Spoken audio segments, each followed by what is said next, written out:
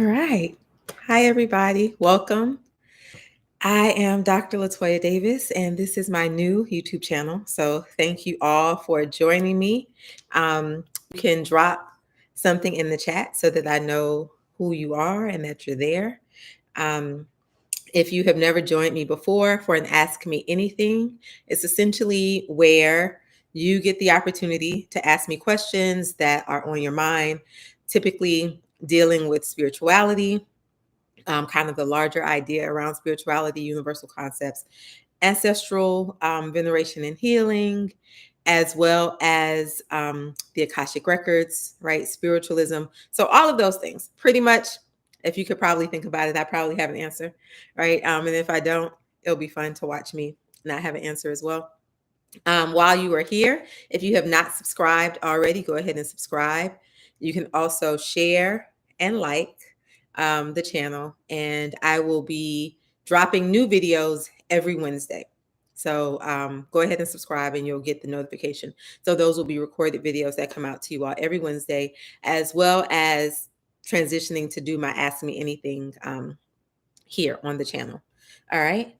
And so just because this is my first time ever doing a YouTube live, let's do a test. All right. Say hi for me in the chat. Um, and let me see if I actually see the stuff that comes up in the chat.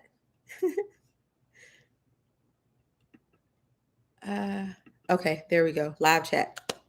Yes, I was looking at the wrong thing. All right. Great. Hi. Yes. All right, I see them now. All right, so we're going to go ahead and get started.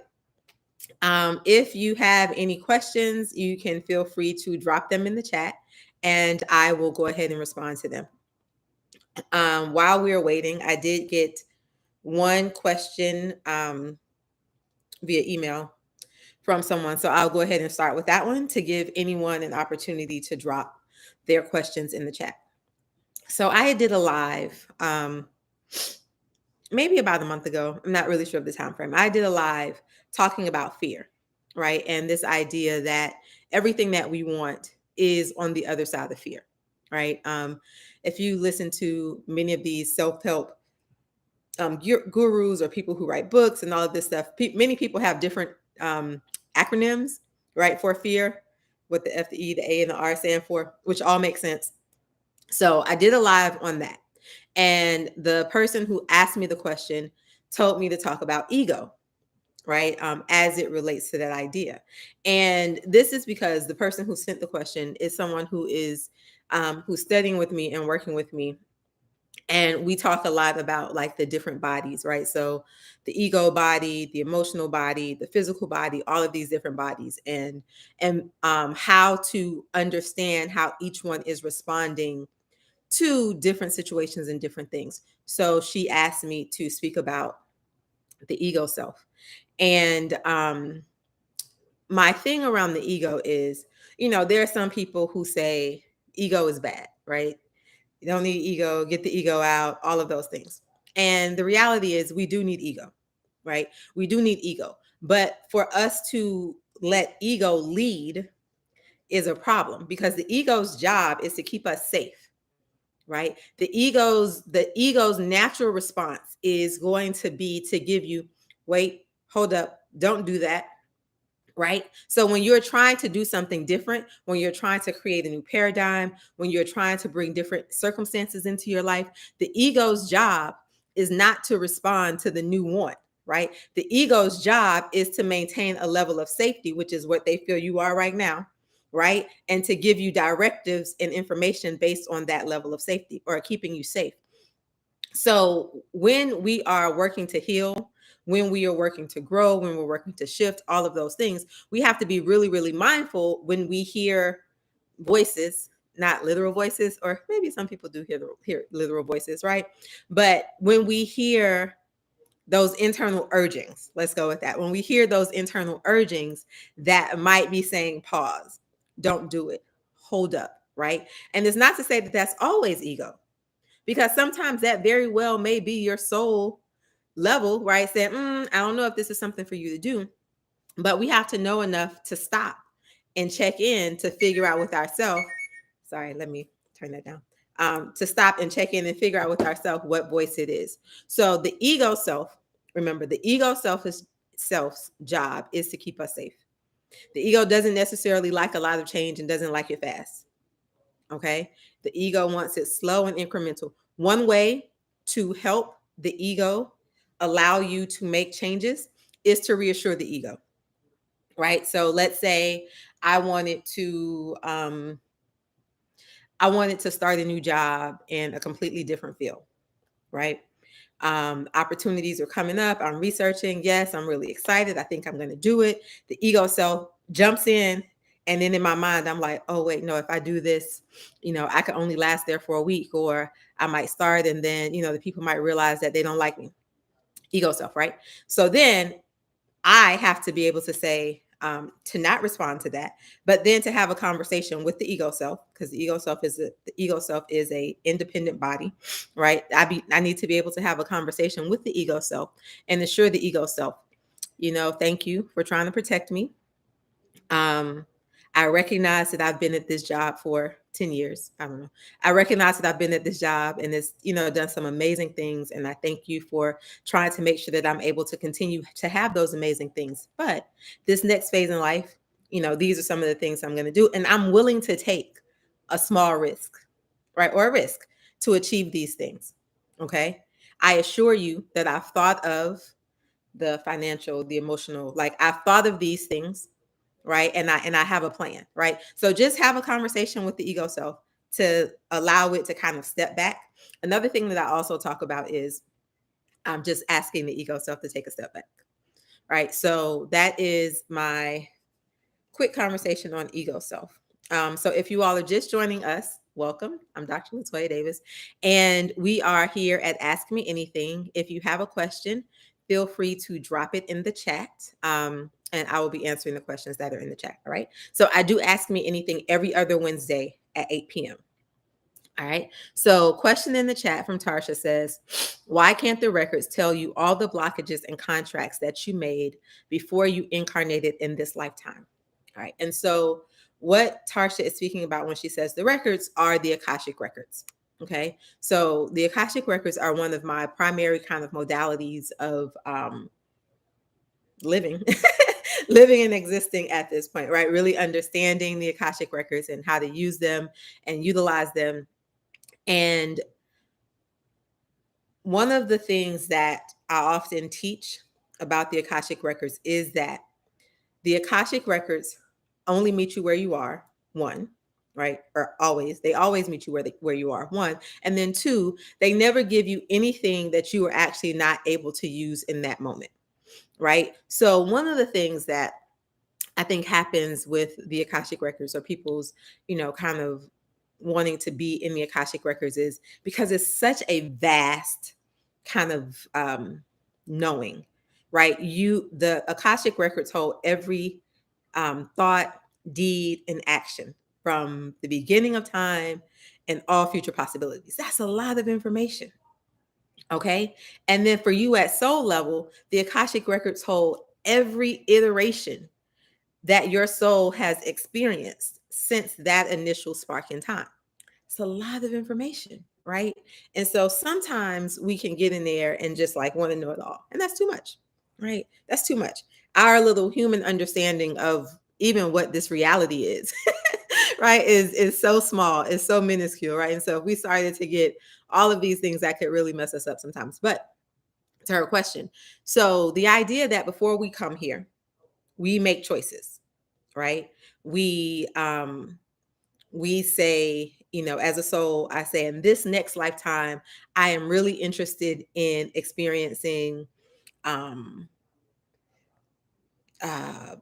happy relationship. I'm really interested in having a son. I'm really interested in leading a life of luxury, right? Choices I made before I got here, right? Then I don't remember that, right? And so I'm in situations where I have to make choices all the time. And sometimes I made those choices. Let's go back to this life of luxury. So I say, you know what, this lifetime, I really want to lead this life of luxury because, I worked real hard, in this last one right here. I did a lot, right? I don't want to do that no more. Did that, been there. I want to do something else. I want to experience something else. But in that last lifetime, the reason you worked so hard was because maybe your family was really, really rich. And I'm completely making this up, y'all. But this is how I get to where I'm going. I'm completely rich. I mean, your family was completely rich, and you didn't like how they made their money. And so you decided, I will not do any of those things that they're doing in order for me to make money. I'd rather be broke. Right. And so in that lifetime, unbeknownst to you, you entered into a vow of poverty because in that life, that was how you needed to make money. Okay. So you had this vow of poverty, you died broke. It's time to come into this life. And you was like, yeah, learned my lesson. Not going to do that anymore. I want to do this other thing. So now you get here and you're living life, but you can't figure out why every time something is happening, you can't make enough money. You're only making enough money to pay your bills. Anytime you get a lot of money, you lose it. You can't figure out what's happening. So back to Tarsha's question, which was, why can't we figure out what all of our blocks and restrictions are, right? All of those things that are going to keep us from living the life that we said we wanted to live when we got here, once we got here. Part of the reason is, going back to those first two things, the records meet you where you are. And if you knew everything, it would be too much. So if you knew the lesson, or if you knew the block or the restriction or the pattern, and you haven't actually done work to clear it, to heal it, to understand it, I talk about this thing where like it can come back, right? So let's go with this vow of poverty. So the vow of poverty. So let's say I came here and I knew that I had the vow of poverty, right? And so I went into my Akashic Records and I was like, what are all of my vows? And they said, oh, you have a vow of poverty. But the reality is that how you've lived your life, the choices that you've made up to the point where you received that information really hasn't prepared you to deal with the energy of having a life of riches, right? Because the thing is, life is about vibrational matches. So when we clear stuff in the records, the people, the beings who give us the information from the records, right? The way that we tap in and we receive information from the records, it's saying that you have done enough work, whatever that looks like, that if we clear this for you, if we tell you about it, if we give you information on it so that you can now start to make choices, learn, experience these things, you have done enough up until this point that will allow you to be able to maintain and sustain this thing that we're talking about, right? I often talk about clearing work in the Akashic Records like an onion, right? And so sometimes people don't want to deal with the outer layer of the onion, right? They want to jump into the middle thing of the onion. And if you've ever tried to take the middle out of the onion, the core part out of the onion, without pulling off all of the rest of it, you've destroyed the onion, right? You've made a mess. You've done way too much when you could have just peeled it by layer, because then by the time you get to the middle, it's ready. So that is why you don't get to know them all. Essentially, you're not ready to clear them, right? Things come up when you're ready for them.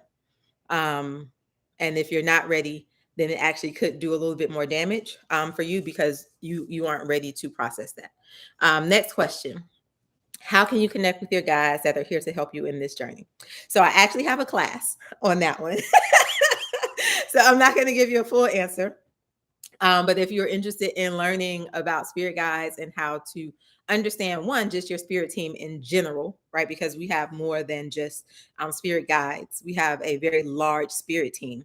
So if you are interested in learning about spirit guides and spirit teams and how to work with them and the roles and all of that stuff, I definitely suggest that you check out my class, and hopefully somebody can drop it in the chat for us. But to your question of how can you connect with your guides that are here to help you in this journey, a very simple way, and I know this answer is going to seem really, really simplistic, but I promise you it is this easy. You ask them for their help, right? The reality is that outside of just our spirit guides, the members of our spirit team, for the most part, have to respect the fact that we as incarnated beings, right, in this lifetime we're humans, as incarnated humans, we have freedom of choice and free will. Okay. And because so these are those spirit people that are assigned to help us. I'm talking about people who are here to help us. They have to respect that we have free will and freedom of choice. And because they do that, they can't impose sometimes, right? So it's like, even if they're like, oh, I don't know if she should be doing that. That might not be the best way, right? I liken it to this idea of like, in sports, when you got to be like, tag me in, right? You're like, put me in, coach. That's what your spirit guides are there waiting for you to do. They're there waiting for you to put them in. They're waiting for you to tag them in. And until you tag them in, they're just watching, right? Supporting, making sure you don't go completely off the rails, right? Doing their tasks to kind of keep you in a particular lockstep thing, but they don't really step in, particularly spirit guides, if you don't ask for help. Okay. If someone is asking for a gem reading, can we go into the Akashic Records if the person gives you their information? By gem, I'm assuming you mean crystals. So the thing with the Akashic Records is, and actually the type of reading doesn't matter for me to answer that question. So I could just give this as a blanket statement. You can only access someone's Akashic record if they give you permission. Okay. So once you have that person's permission, and different people consider permission or consent differently, right? So whatever you have identified as your version of consent for the Akashic records, once that person gives you gives you permission to access their Akashic records, then you have permission to go into the records. Remember though that intent matters in the Akashic records. Okay. So if the person did not give you, or did not intentionally know, or did not have the intention, or did not, or was not cognitive or aware of the intent, the reading would be a little bit skewed or funky or difficult, right? Because that person, one, has to give you consent for you to access it. So let's assume you accessed it and you have the consent. But then two, what you receive while in the records is going to be highly based on that person's consent. Okay. And I tell this story. Like one time I was doing a intuitive reading for someone. And so when I do intuitive readings, I don't focus on one modality. It's really kind of based on what the person is asking at the time, or what's coming up determines kind of where I go in the spiritual pantheon to assist that person. Okay. So we were doing the intuitive reading, and I don't remember exactly what came up, but whatever it was, I was clear that I needed to go into this person's record because there was something that needed to be cleared. And I was so in the flow, right? I was so in the moment, or in the minute of, doing the session, that I transitioned right into, talking. Okay, Blake, this is coming up. I need to access your records. And I went right into trying to access the person's record, and I didn't get in. And I was like, wait, what's happening? I was like, oh, because I didn't ask you. I'm sorry. So I had to take a step back and say, do I have your permission to enter in your Akashic records? Because this thing came up, and I can, basically I can facilitate this type of healing in your records. And she said yes. And I tried again, and I was able to get into the records without a problem. So you are most definitely able to do a crystals reading while in the records. Just be very clear on your intention, and that the person has given you permission.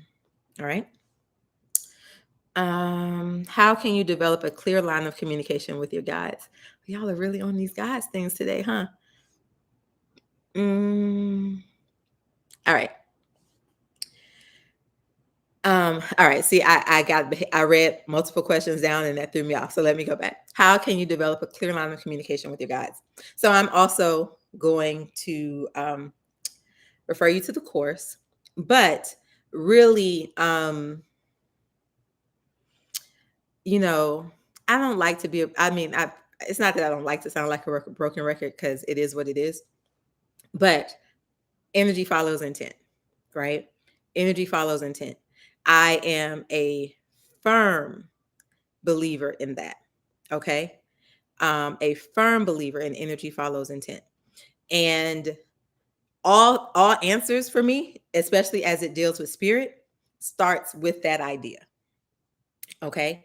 And so if your goal is to develop a clear line of communications with your guides, I would say one, be very clear on that intention, right? And then two, release, just like in the Akashic Records, right? When we're going through the training, and I know that you took it, so that's why I'm talking to you like this. And just like in the Akashic Records training, where we have to go through this idea of releasing how you think you're supposed to receive information, right? Because the reality is, we are all always getting information, right? We are all connected. And what happens is sometimes we get desensitized to particular ways that we're receiving information. Sometimes we are not recognizing that we're receiving information because we're expecting it to come in a particular way, right? So those are multiple things. So set your intention. Two, be open and clear about that the information can come in a multitude of ways. That's one. But then I also say, actually, for spirit guides, I actually say that you can suggest how you want to receive the information, right? So another story. I used to have really bad dreams, like not bad, like horror dreams, bad in the sense that now I understand what was happening, right? I was actually, astral traveling, and things were happening to me. So like I would wake up and I would have like scratches on my body, like if in the dream, if I was fighting, I would wake up like my side would be hurting. Like I would literally have marks and bruises. And it got to the point where I just really couldn't take it. And the only thing that I knew to do was to pray. Right? I literally went to at the time, well, to where I kind of had a representation for my spirit guides and was like, look, I appreciate whatever y'all are trying to get me to understand, but this isn't working for me. Right? This isn't working for me. And I need you to communicate to me in this way. Boom, boom, boom, boom, boom. I did that I don't remember now how long I had to do it for. I did do it consecutively for, I'm just going to make up a number, let's say 7 days, right? Again, I don't remember the exact time, and I don't want to lie, but I did do it consecutively for a period of time. Said that same prayer every night. And then it shifted, right? It shifted.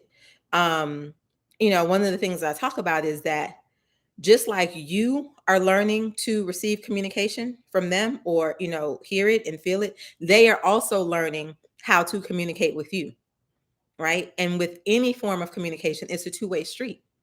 And so as they're adjusting and you're adjusting, it doesn't happen over time, but consistency and belief that is going to happen, right? I was clear that I could not take that anymore, right?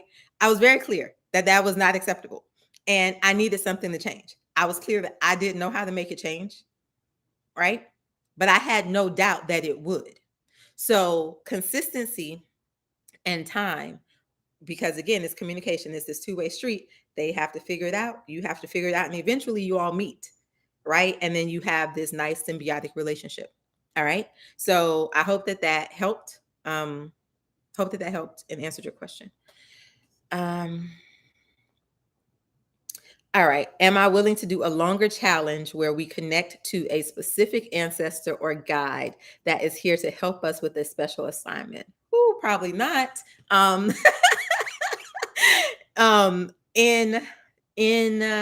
my ancestor, speaking of ancestors, in my ancestor lineage class, we do work on kind of contacting specific ancestors and like your guide, like your guide, right, for a particular thing. And the reason, so the issue with, I'm going to break this up because those are two separate ideas, the ancestor and the guide, right? The ancestor is because they don't have to communicate with you, right? I know we want to think that, they're out here living their life waiting on me to ask for their assistance, but they're not, right? And they could very well not want to assist, right? They could very well just not be interested in whatever that request is that you have. And oftentimes, another thing I say is, energy follows the path of least resistance. And so sometimes we're like, I want to talk to Auntie Susan, right? But the path of least resistance is actually for you to talk to Cousin John. Okay. And yeah, you can keep like, trying to chop down the tree to get to Auntie Susan. But Cousin John could give you everything that you need in that moment. And it's not that you're not going to get to Auntie Susan, back to the earlier thing, onion layers. Or it's not that you're not going to get to Auntie Susan. But Uncle John or Cousin John can get you there faster, right? So that's one thing. Now, two, if you're talking about mediumship, right, where we are contacting a particular ancestor, right, to receive information in the form of mediumship, that's slightly different. And although I say we're all spiritual, I don't believe that everybody is designed to be a medium. I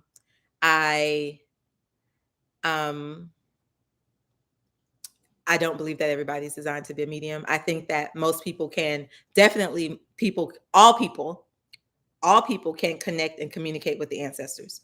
Definitely believe that. So I don't want you to be like, oh, she said I can't. No, all people can connect and communicate with their ancestors. Ancestors have a choice on if they choose to communicate back with you. A medium is different in the sense that if I wanted to talk to my mom is passed, if I wanted to talk to my mom right now, or if somebody came to me for a reading and they wanted me to talk to their grandmother, right? So that ability to call that particular energy in that moment and have communication with that particular energy in that moment. I don't necessarily know that all people do that. Not that you can't get it. It definitely can be a learned skill, but it would take like some other things, right? It would take some other things to kind of be in place for you to do that. Now with the spirit guide, yes, you can definitely connect with your spirit guide that is there to help you with your special assignment. And that is simply by asking that spirit guide to show up and help you. If you have that spirit guide that is, you've already identified that guide is there, that guide is on your team, then you would simply just reach out to that spirit guide and say, hey, I need you to help me do A, B, C, D, E, and F in this area right now in this moment. Right. So that one is different. Your spirit guides are always there. Spirit guides are your personal. We have our personal team of spirit guides, and that's what I'm talking about right now. Your personal team of spirit guides are always there to help you. You are their only job. So they're not here with you in this moment and then they're with somebody else and no, your personal spirit guides, you are their only responsibility. And they are always there waiting to be tagged in. Put me in, coach.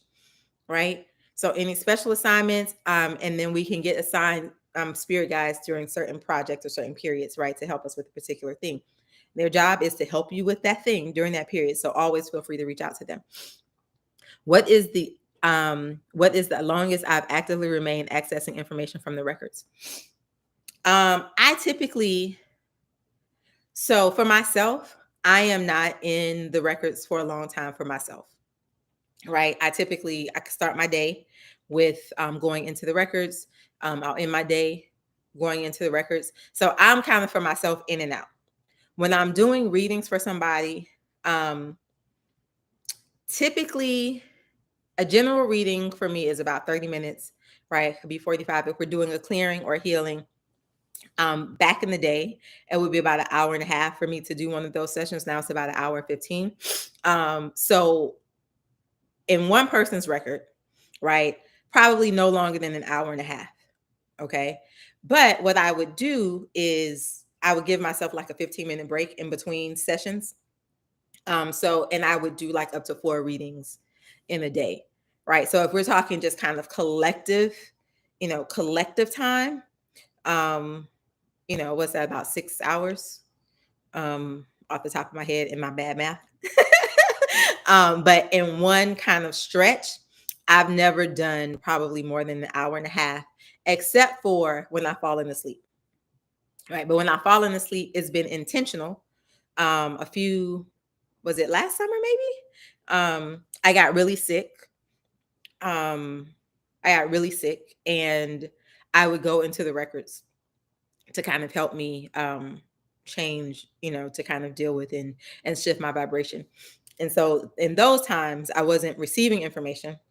Right? I was there merely for an energetic exchange, and I would go to sleep. So that's different. But actively receiving information, that's my answer. And I think, it's going to depend on you, because you have to recognize that it is very much an energetic field, right? And so some people will feel that energy drain or zap from being in the records.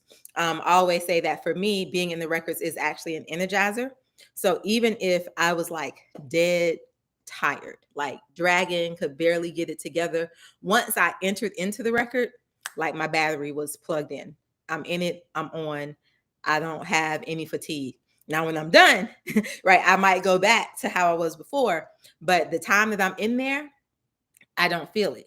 Whereas I've had other students in class who have kind of had the opposite reaction. And I sometimes attribute that to that your physical body just hasn't really gotten used to the energetic field that the records are in, right? That your body is still trying to adjust to the vibration and the frequency. And so in that case, I suggest going like smaller spurts, kind of you're building up your way, to it, kind of smaller spurts. And hey, everybody. How do you know if you're a vibrational match for something? Uh-oh. Well, the reality is we only attract those things that we are vibrationally alike, good or bad, right? We only attract those things that we are vibrationally alike. So if something has come to you, there's because at some level, there is some type of thing that allowed you to attract that thing to you. Right. And then most times when you're no longer a vibrational match, you start to notice that things or experiences start to shift or fall off, or they become very difficult to maintain, or they start to feel different. Right. And oftentimes we are trying to still hold on to things that aren't really still a vibrational match. And then it starts to impact us in other ways. But the reality is, like I said, good or bad, right? If we attract something, which is why I always say, don't ask the question, why is this happening to me?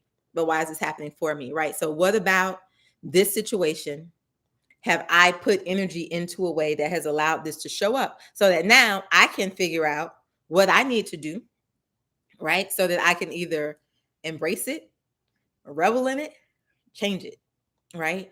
But that's my question. Also, so actually they're talking to me. Sorry. This is a thing. So the reason I'm going to go back to our earlier example and the poverty idea and the money, because this one is actually a good one that people understand. And it floats around out there a lot, kind of, people who win the lottery, right? And then they lose the money, or they can't hold on to the money. And the reason that they can't hold on to the money, or they lose the money, is because they were not vibrationally, they had not ascended. Yes, money has a high vibration. They had not ascended to be able to hold on to that money, right? What may have attracted it in the beginning was, it could have been mindset. It could have been, yes, I know I'm going to get this. It could have been belief, right? Universe doesn't say no. So it could have been like all of those things that originally attracted it, but then they couldn't hold on to it because vibrationally they weren't a match. So typically, which is why I said earlier, so it'll come, but if you start to notice struggle or challenges, or like you're not feeling good, right? Something there has shifted, and it's no longer resonating. It's no longer in resonance, and you can work to, figure it out so that you can adjust what needs to adjust. A good question to ask, in the Akashic Records is, and I'm saying this because the person who asked me the question does access the records. A good question to ask in the Akashic Records about kind of vibrational frequency is, what do I need to do in order to maintain, or match this frequency, or raise, or, anything like that. One of the mantras or affirmations that I typically say includes something about vibration match, like vibrational matches, right? Especially as it relates to money, right? May I attract all of the wealth, right? And be in complete alignment to be able to maintain it, right? Because I don't want it to come and then I lose it. Right. So I need to make sure that when it gets here, I'm able to maintain it. And so like raise me up, so that I'm able to do that. Yes, y'all. So like, share, subscribe. If you're just jumping on, we'll be here every other Wednesday. Releasing how we think. Okay, that was a comment. Yes. The link for the spirit guide class. Is spiritual burping a real thing? It is. It is. It is definitely a real thing. And so spiritual burping, for those of you who do not know, when spirit comes to, let's just say, visit, right? When spirit comes to visit a person in kind of in embodied form,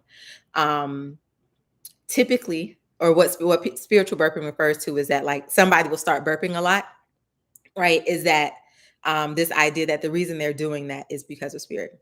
And I can only let me say I can answer this from my personal experience, right?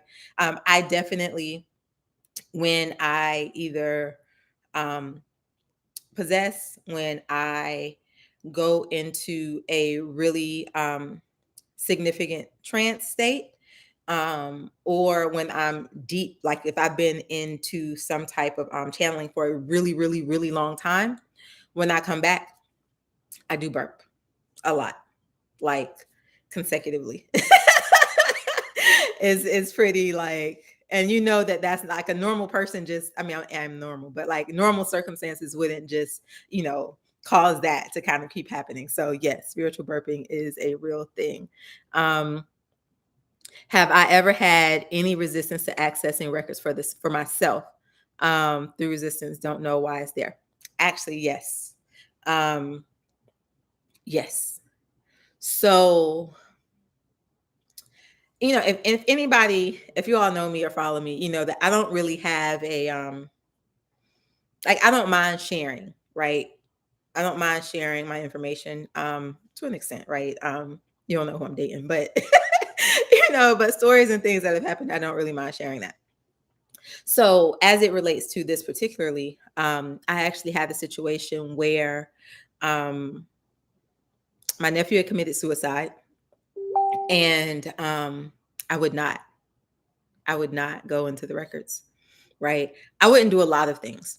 I am, kind of speaking back before, I am a spiritual medium, right? I've helped many people transition from this realm to the next realm. I've helped, just kind of getting information on what happened, why it happened, all of that stuff. Do that for other people all the time. Nephew transition, couldn't do that. Didn't do any elevation. Like I was literally paralyzed, right? And so then I had to, I broke myself out of that by transitioning it to understanding the soul, right? And that's what the Akashic Records give you, the ability to understand things, choices, decisions, and happenings at the level of soul. And oftentimes, or the beauty from understanding things at the level of soul, is it allows you to detach ego. So like we talked about at the beginning, right? It allows you to detach ego and really move from a place of impartiality, right? And understanding that information from a space of love. So when I shifted, just kind of in my logical 3D mind, right, to tell myself, Toya, you really need to start to look at this from the space of soul, right? You know that at soul level, these choices were made for a particular reason. It didn't have anything to do with you, right? Because I felt guilt around because he had actually popped up in my mind like 2 days before that for me to reach out to him, but it was like 2:00 in the morning, and I was like, oh, I'll do it, I'll do it later. And I didn't do it the next day, and then that happened, and so there was guilt around that for me, right? So just all of these things. So back to the records. So my probably my spirit mind was like, hey, just come on over here and let us help you process and release and, do all of these things. And my ego mind, right? My ego mind and my physical embodied self was like, no, can't do it, not going to do it, not going to do it. I probably, not only did I not access the records for that, I didn't access the records for anything, probably for about a week and a half after that happened. Right. And I realized that it was so, as I'm going with myself, like, why are you doing this? Like, that this thing can give you some answer. Like, why are you doing this? What is the resistance? Why are you being resistant to getting closure? And really, that's what it was, right? Why are you being resistant to getting closure? And so I had to ask myself that and kind of go in to myself and figure that out. And then I finally went into the records to do that. But that long story to say that I definitely have moments where I don't want to go into the records. And it is oftentimes because I know in my spirit, right? I already know the answer. And I don't want something that is going to make me feel like I need to act on it, right? It's one thing to think that your time has come in this particular thing. It's another thing to be in the records and they're like, yeah, so your lesson there was for you to really learn how to stand up for yourself. And you've done that exceedingly well, right? And now it's time to move on. So, it is often resistance. And so typically what I say is, I actually don't say fight through the resistance.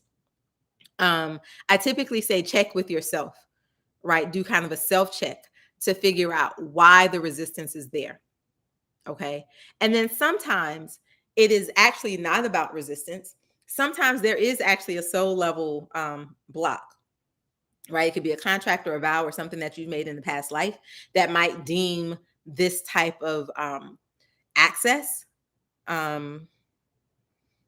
like satanic or, that devilish something, right? You could have made some type of thing, which makes when you're trying to do that, it puts up a block, which is why I say it's important to check in with yourself, because if it's that one, then I say you push past the resistance, right? Because now you can get into the record and identify why that thing is coming up and then work to clear it and work to heal it. But if it is an ego mind kind of resistance, I often say ask yourself so that you can work through it, right? And then go into the records without the guilt, because energy follows intent, right? And so if we go into the records with resistance, the information and how we're receiving the information while we're in the records is going to be difficult, right? So I hope that helped.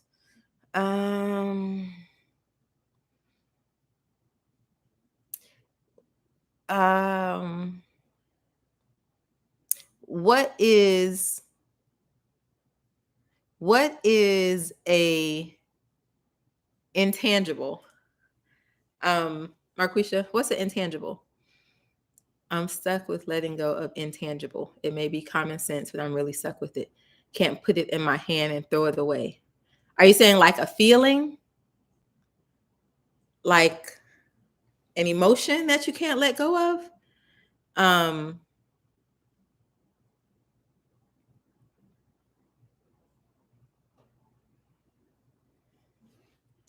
I just want to say that I like this so much better than the Facebook, like the time lag in Facebook stuff. It's so frustrating. So I like this, and thank y'all for coming and showing up and engaging with me. The link for that's the Soul Wisdom program. I'm not sure if the link for the Spirit Guide program is there, but I will drop it in the I'll drop it in the comments when I'm done here. All right. Okay, I'm going to give a stab at what I think you're talking about. And then if that's not it, then you can bring it for me in 2 weeks. All right.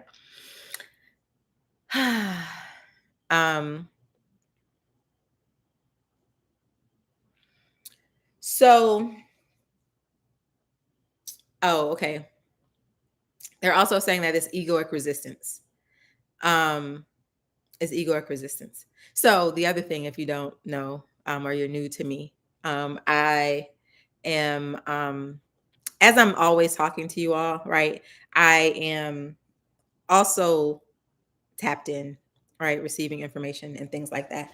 So yeah, they said that it's egoic resistance, which is why you are not able to let go of it. So I'm gonna actually send you back to the activities or the exercises that we did in the self-empowerment program, right? I'm going to send you back to some of those first exercises and to focus just on that thing. Okay. And then go into also, you can go in and talk to the ego and figure out why the ego doesn't want you to let go of that particular thing. You can also free write. Okay. Sometimes it is difficult for us to let go of things because we need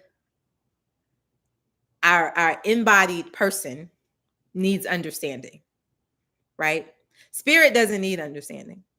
Our embodied person needs understanding, right? And so sometimes it is really difficult for us to move past or through something if we don't have that understanding of what or why is there, right? And as soon as we do, I always talk about perspective. As soon as we get it, then it's like, oh, yes, right? Going back to the thing that I just talked about with my nephew, right? When I was stuck in the it's me, the why, the oh, you've done this for so many other people, you've stepped, and I mean, like, I am really good at somehow I've become like I've helped a lot of people who were suicidal, um, kind of pull out, do spiritual work and stuff for that, right? And so the guilt was like significant for me, right? So as soon as I allowed myself to shift my perspective, change the questions that I was asking, work to get a different understanding, I was able to let that go so that I could move to a different space, right? So I'm challenging you to really dig in with yourself. No preconceived ideas on what the answer is going to be, which is why I suggested the free write. Okay. No preconceived ideas on what the answer is going to be, what you think is going to be, any of that. And just go. Set a timer for yourself, right? Even if you need to do it for a few days in a row to get it all out, do that. Okay. Because if you can't quite bring it to the surface, you might not be able to shift, right? To bring in that new perspective, to do those things in order for you to be able to move on. All right. Well, I think that is all of the questions. So just as a very quick recap or some upcoming things, y'all. So we have the 5-day gratitude challenge, which is going to be August 10th through the 14th. You can register for that. It's just 5 days, but it's going to be great, right? Most people don't realize that, or the link between gratitude and actually being able to manifest things that we want, right? Those things go together. And so really being able to cultivate this idea or this energy of gratitude can really, really impact how you're able to manifest things. All right. So that's happening. The gratitude challenge, April 5th through, August 10th through the 14th. And I am having a manifestation conference. You all are actually the first people to know this, except for the people on my team. Right. But we're having a manifestation conference in September. It is full of some amazing guest speakers. We have, I believe, 7. I think it's 7 with me. 6. So 6 guests and myself that will be coming to talk about different things for manifestation to really increase manifestation. I am all about kind of soul level understanding. And the reality is that we are actually not all designed to manifest the same way. Right? Most people don't realize that. It is not a one size fit all. Right? At soul level, I am actually not designed to write out goal lists and be very detailed and like that is literally not my orientation at soul level for manifestation. Right? Vision boards are also not my orientation, right? It doesn't hurt me to do it, but it ain't helping. And so I'm having this manifestation conference because I really want people to understand kind of the things and the ways that we can all use to manifest, to increase our manifestation, to understand how we are at soul level, so that we can all get the life we want, right? I am calling in joy, ease, and abundance for everybody here. For everybody here, right? May you receive it, may you live it, may you know it. All right. And I will see you all in 2 weeks. Feel free to always inbox me questions, DM me, follow me on Instagram at Chi Healing Institute or on Facebook at Chi Healing Institute. And I will see you all later. Like and share and subscribe. Bye.